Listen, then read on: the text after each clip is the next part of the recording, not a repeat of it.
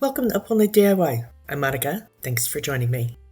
I'm hosting the Can't Sleep Creations free-for-all with my YouTube bestie, Dawn of Shabby Meets Bling. Our guest hosts are Annie of Crafting with Indiana Jones and Jody of Jody at Southern Seasons. You're going to find links to their channels in the description box. We're also joined by lots of our very talented YouTube friends, and you're going to find a link to the creators list in the description box as well. This month's theme is free-for-all. Anything goes. I'll be working on some Halloween DIYs. Let's get into it. It's been a while since I created a moon character, so that's what I'm going to start with today. I'm going to be using 2.8-inch foam balls from the Dollar Tree, Daz air dry clay, and a couple of toothpicks. First things first, I'm going to take a serrated knife and cut about a third of one of my foam balls off. I want a nice flat spot on the very bottom. And of course, we're going to hold on to that other piece. We'll use that somewhere down the line for another project in the future. I've grabbed a big old handful of the Daz clay and I am going to knead it to distribute the moisture throughout the clay. This will help prevent any cracking as the clay dries. Right, so now we're going to roll out that clay nice and flat. We want it to be wide enough to cover the half ball that we just cut. There we go. It's pretty thin, but it still has a wee bit of body to it. So now we're just going to drape the clay over top of the half ball and press it into place. I'm pressing to make sure, that the clay is adhering to the crunchy foam. And I'm going to cut away any of this excess, but we're going to hold on to that clay as we always do, because we will be needing that to patch in any bare spots. And to both adhere it and to smooth it out, I'm going to rock it on the surface of the table. This really does help it stick to the foam, and it'll get any obvious bumps out. I'll take a smidge of some of that excess clay that we cut off and fill in the bare spots around the edge here. And once I get those spots filled in, once again, we'll rock it on the table, smooth it out, and incorporate that clay. It's very hot here, so I'm going to take some water, spritz my clay, because it's starting to dry. I'll use my fingers to work that water into the clay, get it moist again, and to kind of smooth out any rough edges here. I flattened out a wee bit more clay, and I'm going to use a circle cutter here to cut out clay to cover the bottom of our half foam ball. I'm going to use my clay tool here to work in that clay that we just added to the bottom with the clay on the top. And once again, we'll spray the clay on top with some water and smooth it out. We're going to do that multiple times throughout the process. I may not show it to you each time, but that will be happening as we go. Yeah, and I just realized that I forgot to put a flat spot on the top of this. So I just turned it over, pressed down, made a wee bit of a flat spot. We're going to need that so we can stack our other foam ball on top. I'm just going to smooth that out a wee bit. You might want to do this ahead of time instead of waiting until the clay's on. You feel me? Now for the second foam ball, I'm going to press a flat spot onto the bottom there. There we go. See much better when you do it ahead of time. I'm going to set that aside and we'll prepare the clay to cover the foam ball. So you guys know it's the exact same deal. I've kneaded the clay and now I'm rolling it out nice and flat, big enough to cover our foam ball. Right, so we are going to drape the clay over the foam ball, just like we did with the half ball. Press it firmly into place and cut away any excess.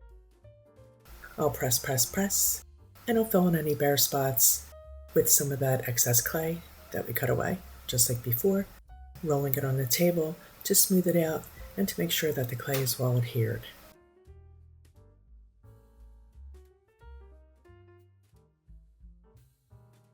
You get the idea. I'm going to spritz with some water and use my little plastic spoon and smooth everything out. So obviously this is going to be our moon character's head and the half ball will be the body. I'm smoothing, but I will leave some texture to this since it is a moon character. I'm going to take one of those toothpicks, stick it right in the center of the flat spot on the body, push it down, just leave about an inch sticking out, and I'm going to center the head onto the body, pushing down nice and firm, There we go. That looks good. And of course we're going to want to fill in this gap just to make sure that it looks like one solid piece and that it's nice and secure. We're going to take some of our clay and roll it into a nice long cane, long enough to fit around that gap between the head and the body. I think that's a pretty good width, so now I am just going to fill in that space between the head and the body, pushing the clay into the area with my fingers. I'll break off any excess there. I'm going to dampen the clay here using a paintbrush, and I have my ball tool, which I will use to roll over that clay and kind of force it into that gap. As I mentioned, this is going to secure the head to the body, and it's also going to make it look like it's one piece. Right, so we're going to keep doing that until we've gone all the way around the piece and it's nice and smooth, and looks good and we're satisfied with it. You feel me? To keep the clay nice and fresh, I'm going to spritz it with a little bit of water and cover it with a damp paper towel while we work on the features. Grabbed a little bit of clay, I'm going to roll it into a ball to create his cheeks. I think that's a pretty good size. So now I'm going to cut the ball in half, creating the cheeks. This will kind of give them like an oblong oval shape, which is perfect for a cheek shape, I think. Right, so now I am going to press the first cheek into place. I'm going to use my clay tool here to score the clay on the face before I apply the cheek. I didn't do that with the last cheek and it was sliding around a wee bit. So now we'll get this into place and shape it best I can using my fingers and the palm of my hand. Yeah, I'm going to dampen around the cheeks a little bit and use my clay tool to incorporate the clay from the cheek with the clay on the face. So I'm just kind of pulling the clay from the cheek down onto the clay of the face and smoothing it out. This is going to help it look like it's all one solid piece of clay. And I'm going to use my fingers to smooth it out and shape the cheeks until I'm happy with them.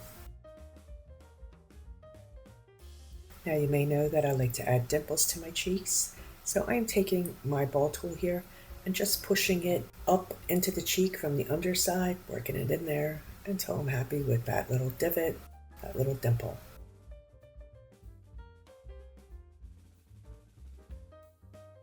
To create the nose, I have rolled a small ball of clay. Again, I'm going to score the area, and I'm going to push that small ball right between the two cheeks. And once again, I'm going to use my clay tool to incorporate the nose clay with the face clay. I want his nose to be like a moon crater, so I'm going to use one of my ball tools to create a divot, a little dimple in the center of his nose. And I'm going to shape it a little bit because it did kind of knock it out of whack a wee bit. I rolled a very thin and small cane of clay that I'm going to cut the ends off here, and we're going to use this as his mouth. So I am going to have this stretch from cheek to cheek, right under his nose. And as you can see, I'm just pushing it into place with my fingers, and I'll incorporate it with my tool. I'm making light impressions of craters with my ball tools. I'm using 2 different sizes here because I think that will look cute. So I'm not going super deep, just enough so that it, creates an obvious dimple. And now we can let this guy dry overnight. In the meantime, let's create a hat for him. So I grabbed a handful of clay and I'm going to roll it into a cone shape. We're going to keep this very simple. So I'm just focusing pressure on one end and pressing down on the table to create that flat spot. Super simple, not being fussy. If it's a little off kilter, I'm good with that. And once that's done, I'm going to set that aside to dry too.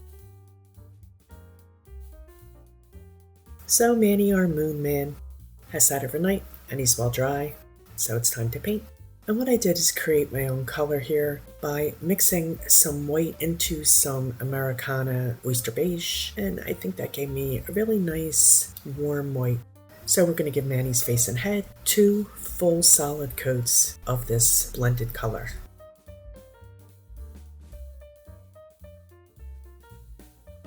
And I'm going to give his body 2 coats of Ceramcoat Charcoal You know, I prefer to use it over black because it's a very deep, dark gray, or soft black really.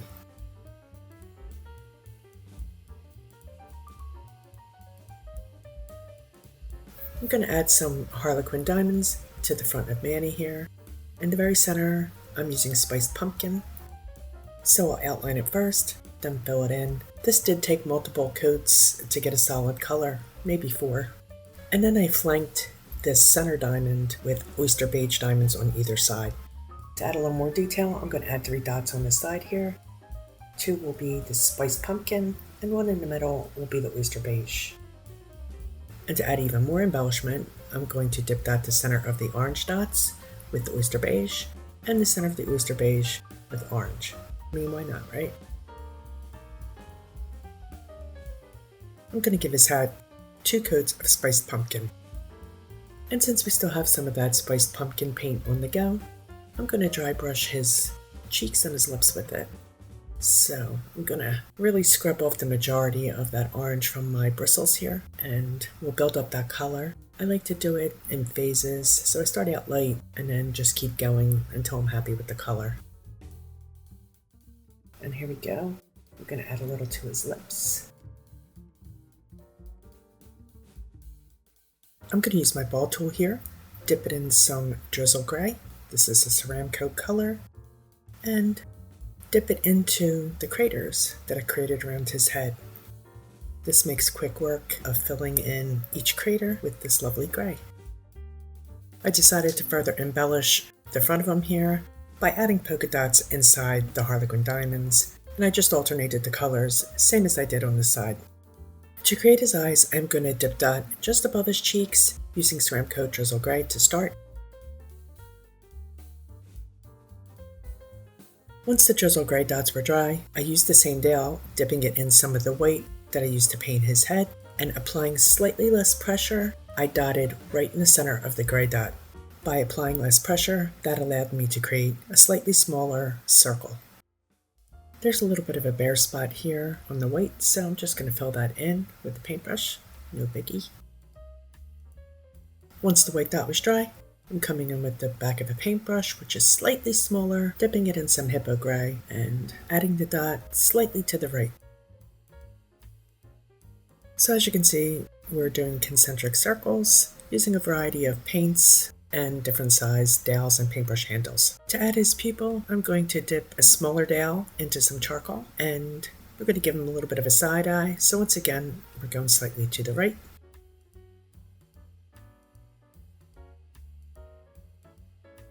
And finally, we're going to use some of that blended white to add a little highlight right there in his eye. So cute. We're going to use a little Hippo gray here to give him some eyebrows, and we'll do a couple of character lines off the corner of his eyes as well. Just 2 quick character lines right here off the side of each eye. Now let's add a little age, a little grunge by dry brushing him all over with some charcoal gray. And I'm going to start really light, and I'll build the color until I'm happy with the depth. Now that he's dry brushed, I want to come in and add some highlights to his cheeks. So again, I'm pulling out that mixed white, and I'm just going to do a quick dip dot on each cheek.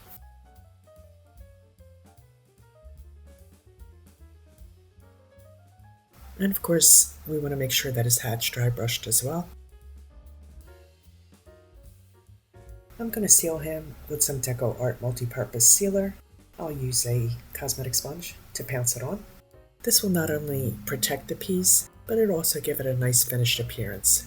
As a final embellishment, once I get his hat into place, I'm going to wrap some of this black tinsel rope around his neck and around the base of the hat. I'm going to use some 3-in-1 glue, and you'll get to see what he looks like in the final reveal. For today's second project, I have here a little box that I got at the Dollar Tree sometime last year. So we're going to use this to make a really cute moon-themed Halloween trinket box. I want to create a clay moon for the inside, so I'm going to use some of my Model Magic here, just grabbing a wee handful. And as always, I'm going to need the clay to condition it. To create our moon, this is going to be really simple. We're going to roll out a can of clay, narrowing the ends slightly to give them kind of a rounded point. And as you can see, the center is slightly thicker. I'll put a slight curve into the clay, and what I'm going to do is pull some clay from the center here, pull it out into a point, just pinching it with my fingers to create a nose. There we go, very simple, easiest way to make a nose. Now I'm going to roll a small clay ball. We're going to pop that right there on the side of his face to create a cheek, like so. Push it in place. And of course we want to add a wee dimple to his cheek, so I'm just going to grab one of my little stylus tools. It's like a mini ball tool. And add the dimple. Now we can set him aside to dry. Let's work on some pumpkins. I'm going to create some mini pumpkins to fill the inside of the box. So I'm just rolling out some small balls, and what I'm going to do is again pinch a little bit of the clay, pull it up to create the peduncle, the stem, and twist it around itself. Yeah, the twisting adds that gnarly, kind of twisted peduncle look. You know what I'm saying. I'm going to use my tool here to make some impressions of pumpkin ribs. Just a couple since the pumpkins are small, but totally up to you. So I'm going to create 5 mini pumpkins, and we're going to let these dry overnight along with the moon. In the meantime, let's work on the box. I'm going to give this box 2 solid coats of Ceramcoat Charcoal inside and out.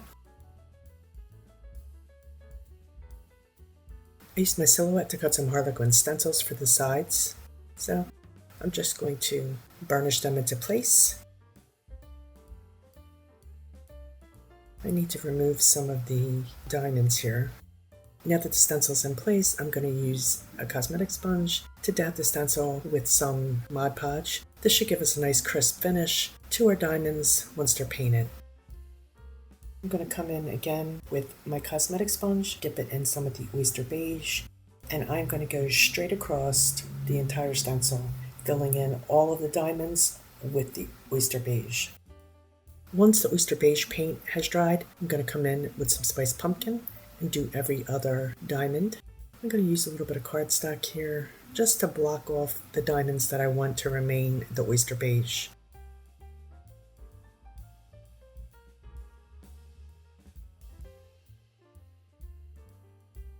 Now I can remove my vinyl.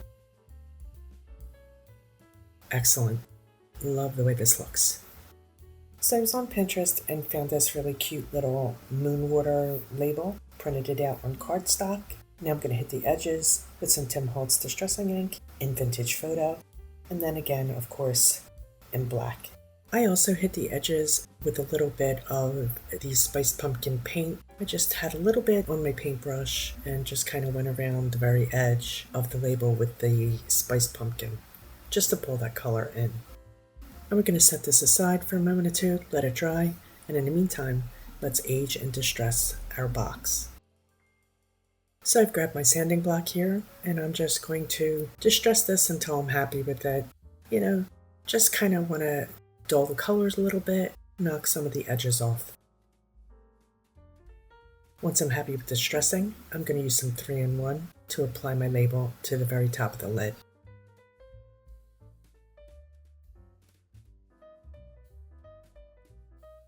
Now that the label's in place, I'm going to hit this box with a little bit of stain here. This is my own creation, this stain. I just mixed some raw Sienna paint with some Jo Sonja retarder medium, which is a great medium to create your own stains. Once I get it on there, I'll wipe it back until I'm happy with the color. I make sure to stain the inside as well. That's just as important. We want that to look aged also. We're going to let the box sit overnight along with our clay pieces, and we'll get back to this in the morning. Everything's nice and dry, so what we're going to do is do 2 coats of Oyster Beige on our crescent moon here. Then we're going to do a wee bit of dry brushing with the spiced pumpkin. We're going to hit the cheeks, along the nose, and I think we're going to go around the edges too, just to add a little bit of color and pull that orange in. I'll paint in a quick eye here with my 000 detail brush and some charcoal gray. So I'm just making a little V shape kind of on its side and a wee smile. We'll add a wee dot in the center of the V to create the eye. And of course, we need a little eyebrow there. I'm going to use a little bit of Americana Latte. It's slightly darker than the base color of our moon, and I'm just going to add some dots here and there to give the impression of craters. I'm going to paint our mini pumpkins with 2 coats of the spiced pumpkin, and their stems will get 2 coats of raw sienna.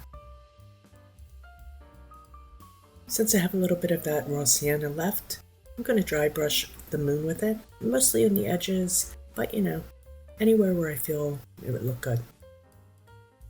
And I'll dry brush the pumpkins with it as well. And I'm going to add just a wee dash of charcoal dry brushing, just to kind of grunge up the moon, and we're going to add some to the pumpkins as well. And just like we did with Manny the moon, we are going to add a top coat of DecoArt multi-purpose sealer, pouncing it on with a cosmetic sponge. All that's left to do is to glue my moon into place on the inside of the lid. So again, I'm using some 3-in-1 and just a dot of hot glue for that quick grab. Place it right there in the center of the lid. And that's pretty much it. Let's take a look at our finished projects, shall we? Here's sweet Manny. He's looking very pleased with himself. If I'm not mistaken, this may be my first moon project of 2026. It's one of my favorite topics, the moon. I love to create moon characters. I think he turned out really cute. I love his eyes. I think they have a real puppy dog quality to them. Let me know what you think. And here's a look at our trinket box. From the outside, it's anybody's guess what could be in there. And we open it up to reveal this lovely crescent moon overlooking this sweet little pumpkin patch. I think this would be a really cute gift for someone. You could fill it with Halloween candy. How cute would that be? I'm really pleased with the way this turned out as well. Let me know what you think of today's projects. Drop a comment. Tell me which is your favorite. In the meantime, I'd like to thank my partners in crime, Dawn of Shabby Meets Bling, Annie of Crafting with Indiana Jones, Jody of Jody at Southern Seasons, for co-hosting with me. You're going to find links to their channels, as well as a link to the playlist in the description box. Please check out everybody's videos and show everybody some love. Please like, share, comment, and subscribe, and all that good stuff. Stay creative, my friends. Thanks for hanging with me. See you next time. Up all night with Monica.